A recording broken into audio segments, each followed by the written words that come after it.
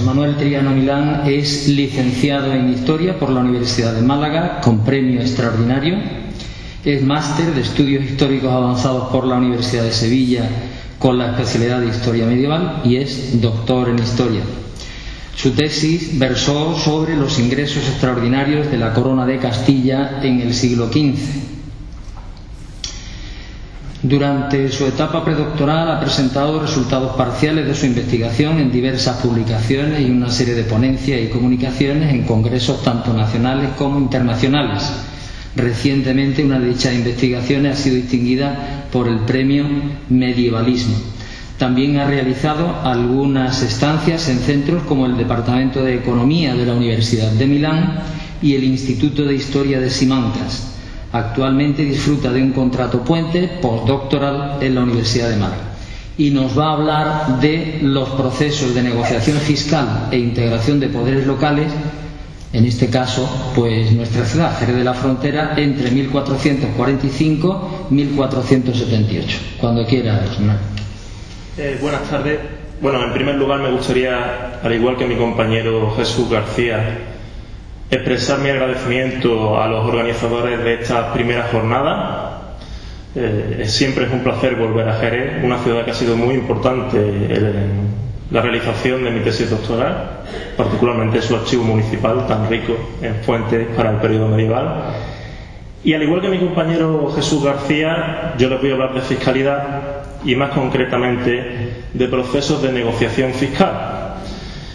A ver si logro que se abra el PowerPoint por completo, que parece que no, pero bueno. Bien, en los últimos años nuestros conocimientos sobre el desarrollo de los sistemas fiscales en periodo bajo medieval y alto moderno han experimentado una expansión que solo puede ser calificada de excepcional, tanto desde un punto de vista cuantitativo, el desarrollo de numerosísimos estudios, como desde un punto de vista también cualitativo. Cualitativo porque la adopción de los postulados de la denominada New Fiscal History nos ha alejado de los tradicionales recuentos de ingresos y gastos que tradicionalmente marcaban este tipo de estudios, para hacernos fijar la atención sobre cómo el fenómeno tributario se imbrica muy estrechamente con la realidad económica, social y política, convirtiéndose en una plataforma privilegiada desde la cual acometer el análisis de diversos problemas históricos. Uno de los problemas que más tinta ha hecho correr en este sentido ha sido el del proceso de construcción del Estado. Ya el célebre economista austriaco Joseph Carlois Schumpeter llamó la atención en un célebre trabajo publicado en el periodo de entreguerras sobre cómo las crecientes necesidades de gasto de príncipes y monarcas tras la crisis del sistema feudal potenciaron la necesidad de estos de conseguir nuevos ingresos, y cómo estos lo lograron básicamente a través de procesos de negociación con otros poderes políticos, logrando así una paulatina ampliación de la esfera pública, del derecho a imponer y de la esfera pública. La fiscalidad, en la concepción del economista austriaco, era al mismo tiempo una emanación y el motor que hacía que se construyera el Estado. Pero si bien la visión de este autor ha sido asumida en grandes líneas por parte de los seguidores de la New Fiscal History, tanto en este país como en el extranjero, cabe señalar que en ocasiones estas interpretaciones sobre su obra han sido un tanto simplistas, un tanto esquemáticas, si me lo permiten. Una visión un tanto unívoca del paso desde un estado domanial o un estado feudal, como ustedes prefieran denominarlo, hacia lo que él denominaba un estado fiscal. Esa es la primera de los problemas de dicha interpretación, como ya digo. A ver si logro ampliar el... va a ser que no. Como ya digo, ese es el primero de los problemas. El segundo problema, desde nuestro punto de vista, es que el economista austriaco no ponía el acento sobre otras vías para la expansión del Estado. Una de ellas, como no, es el... No. Ya. Va a ser que no. Como decía, el primer problema es el de la visión esquemática que se ha tenido de la visión de la imagen que daba Joseph Adolf Schumpeter en su trabajo.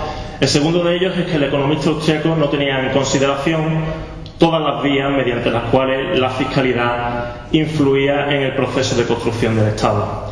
Les traía aquí un pequeño esquema señalando otras de esas vías de particular interés, como es el papel que jugó la fiscalidad estatal como instrumento de integración de esos otros poderes políticos a los que hacía mención anteriormente. En relación a las ciudades del reino, objeto que aquí nos ocupa, estas habían venido desarrollando sus propias fiscalidades, sus propios sistemas fiscales desde el siglo XIII. Estos llegaron a operar con un alto grado de autonomía de gestión. Y digo autonomía de gestión porque, aunque las élites municipales tenían cierta capacidad de decisión, no podían, por ejemplo, generar nuevos impuestos. Para ello siempre dependieron del monarca. Ello permitió a la corona seguir ejerciendo cierto control sobre dichas fiscalidades, un control que intentaron aumentar con el paso del tiempo, por ejemplo mediante la fiscalización de las cuentas de los concejos, aunque ya les indico que este tipo de proceso no siempre tuvo éxito. En paralelo, las élites municipales resultaban un apoyo sumamente útil, incluso necesario, en la recaudación de los ingresos que nutrían a la emergente fiscalidad regia. Su cobertura, por ejemplo, era muy necesaria para que los arrendadores de renta pudieran solventar ciertos problemas inmanentes al proceso de recaudación. Y no pasa desapercibido que en una primera etapa, a lo largo de finales del 14 y parte de inicios del 15, hay una participación directa de estas élites municipales en los procesos de arrendamiento. Posteriormente hay una legislación que prohíbe esto, pero ya les indico que estas élites municipales van a encontrar nuevas vías de participar en el negocio fiscal. Digo bien, esto es un negocio, y lo van a hacer mediante, como digo, vías indirectas, como por ejemplo avalando a los distintos arrendadores que van a participar en los procesos de recaudación de la renta del reino. En segundo lugar, también cabe señalar que estos concejos van a tener cada vez una importancia mayor para la Real Hacienda, porque también se van a implicar directamente en los procesos de recaudación y gestión de ciertos ingresos de la corona, mediante la asunción de modelos de repartimiento y encabezamiento. Este aspecto, que inicialmente afectó a los servicios de corte, esto es a la fiscalidad extraordinaria, acabaría haciéndose extensivo primero a la totalidad de estos ingresos extraordinarios con la introducción de la Santa Hermandad a partir de 1478 y a los ingresos ordinarios de la corona a partir del célebre encabezamiento de alcabalas y tercias de 1495. Este efecto, esta gran evolución fiscal tuvo lógicas consecuencias desde un punto de vista también político. Por un lado, las élites municipales se integraron en el sistema administrativo del Estado y se identificaron más plenamente con los objetivos del poder central. Las ventajas para ambos bandos, tanto la corona como las élites municipales, resultaban evidentes. Por un lado, la corona se aseguraba la recaudación de ciertos recursos y encontraba una vía alternativa al arrendamiento de rentas que podía generar ciertos problemas, al tiempo que, como ya he dicho, implicaba más estrechamente a las élites municipales en su programa político, mientras que los municipios se beneficiaban económicamente mediante las denominadas sobras de la recaudación y aumentaban su capacidad de control fiscal sobre los espacios bajo su jurisdicción, es decir, ejercían un mayor control sobre estos territorios. Para que esta relación funcionara, había que fluir la información entre los órganos centrales del Estado y los municipios, lo que facilitó que la fiscalidad se convirtiera en uno de los principales núcleos o vías de comunicación entre el poder central y estos poderes locales. Esto se ve claramente en los archivos municipales. Si ustedes acceden a la documentación, el desarrollo de la documentación fiscal es exponencial a lo largo del siglo XV, por ejemplo. Asimismo, el funcionamiento de todo este sistema, como es lógico, requería de cierto grado de consenso, que solo se alcanzaba mediante procesos de negociación que adecuaban los intereses de ambas partes a la realidad de la praxis fiscal. Estas negociaciones, que aquí les indico, tenían lugar a varios niveles. Un primer nivel, que sí es bien conocido y se ha estudiado mucho, es el que yo he denominado espacios de negociación, fundamentalmente cortes o juntas de la hermandad. Como ya digo, estos espacios de negociación sí han sido bien estudiados, aunque no siempre bien entendidos. Y un segundo nivel, si me lo permiten, que es el que se genera por las relaciones bilaterales entre los propios concejos y la Real Hacienda. En la ponencia que aquí les presento hoy, es mi intención estudiar dichas relaciones bilaterales en un caso concreto, en el de Jerez de la Frontera. Habiendo abordado ya esta cuestión en mi tesis doctoral para el caso de Sevilla, el caso de la ciudad de Sevilla y su tierra, abordo ahora aquí el de Jerez de la Frontera. Dado el escaso tiempo con el que contamos para el análisis del estudio que aquí presentamos, he optado por revisar algunas de las principales conclusiones a las que me ha conducido el mismo en la abundante documentación conservada en el Archivo Municipal de Jerez, el Archivo General de Simancas y el Archivo de la Real Chancillería de Granada, en lugar de adoptar una visión cronológica y monotematizada de los mismos, que desde mi punto de vista resultaría más exhaustiva, pero también menos clarificadora y mucho más pesada. Bien, en primer lugar, cabe señalar que los aspectos más relevantes de la participación fiscal de las ciudades en la recaudación y la gestión de los ingresos de la corona no se suele discutir en estas relaciones bilaterales, sino en esos espacios a los que les hacía mención anteriormente, esos espacios de negociación, cortes y juntas. No obstante, ello no quiere decir que no se traten problemas de calado. Se tratan estos problemas, pero la capacidad de incidencia sobre la corona, sobre grandes cuestiones, es un tanto menor. No obstante, la verdadera significación de estas relaciones bilaterales es señalar que en ellas se articula la praxis fiscal cotidiana, la que permite verdaderamente la integración de esos espacios locales en el sistema fiscal del reino, como ya les indicaba, y el correcto funcionamiento de las fiscalidades municipales y de Estado, que van a ir generando una imbricación cada vez mayor entre ellas. Los puntos de discusión más habituales, ¿cuáles son? Pues el monto total de las cantidades demandadas. El rey siempre va a exigir más, las ciudades van a pedir menos, en el caso de Jerez se va a pedir menos carga fiscal, la adecuación de los plazos de recaudación y pago, los medios utilizados para extraer la extracción de los ingresos. No es lo mismo un impuesto directo que un impuesto indirecto, esto lo saben bien ustedes, piensan en el IRPF y en el IVA, por ejemplo, y los diversos problemas que se suelen asociar al procedimiento de recaudación. Estoy pensando en fraude, en resistencias, etc. El proceso de negociación, desarrollado siempre en un marco de conflicto, suele quedar un tanto oculto en la documentación que hemos manejado.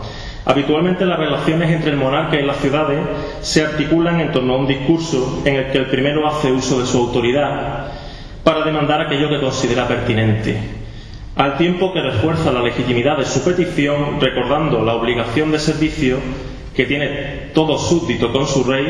Por cierto, el servicio al rey se vincula al servicio a Dios, como pueden ver ustedes en este documento de la Real Chancillería de Granada.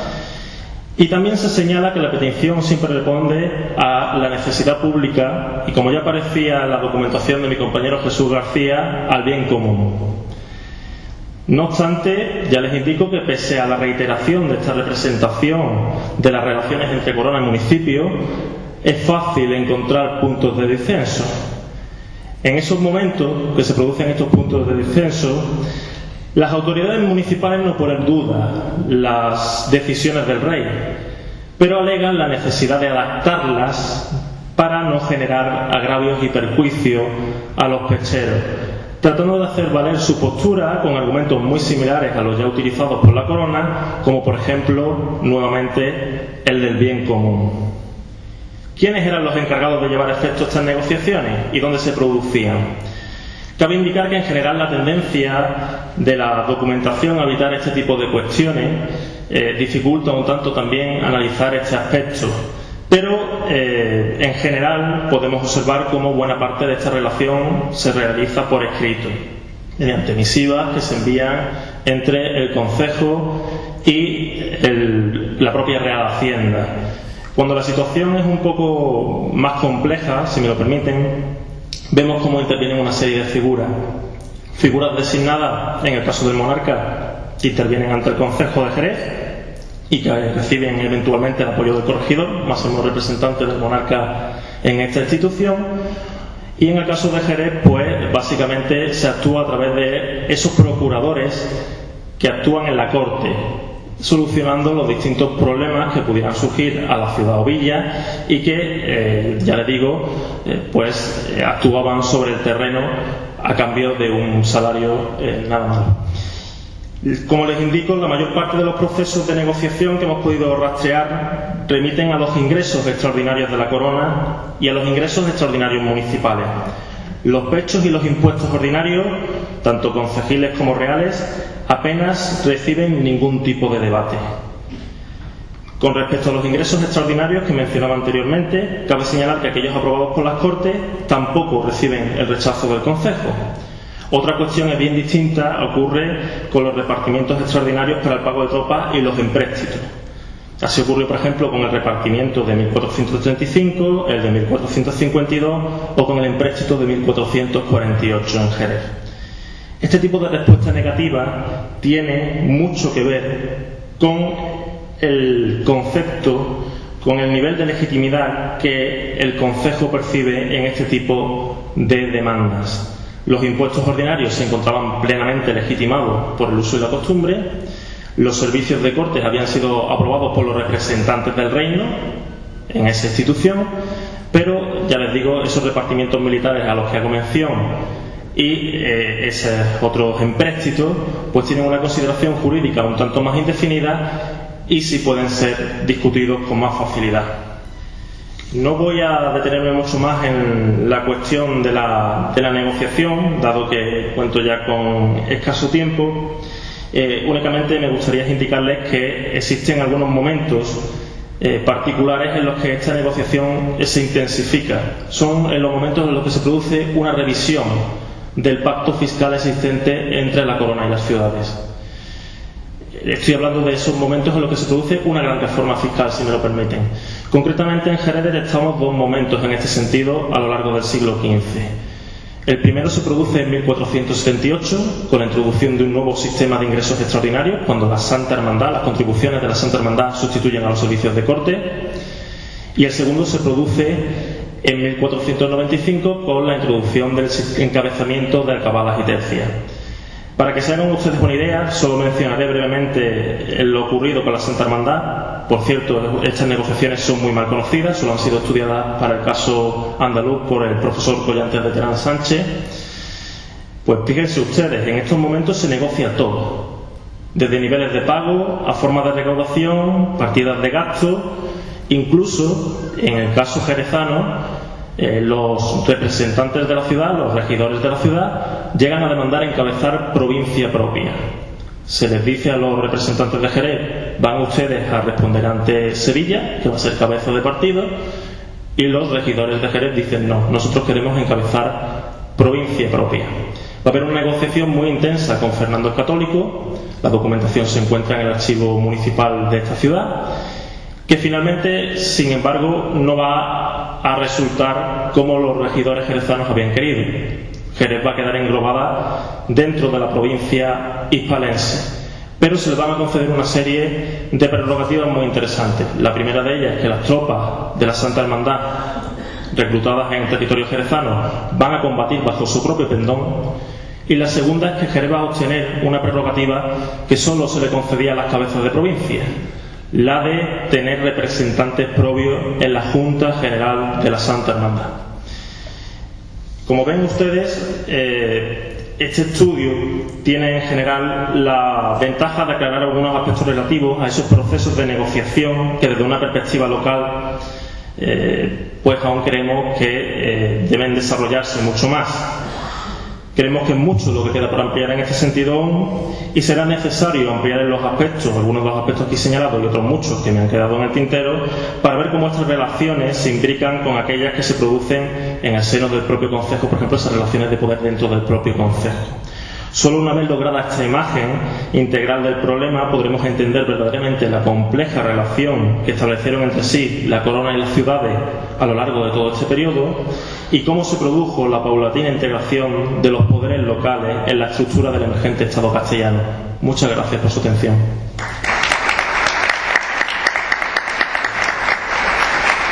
Muy bien, pues felicitar a José Manuel por su magnífica exposición, agradecerle su presencia en esta jornada y llamamos a la mesa a Manolo Romero de Jarán.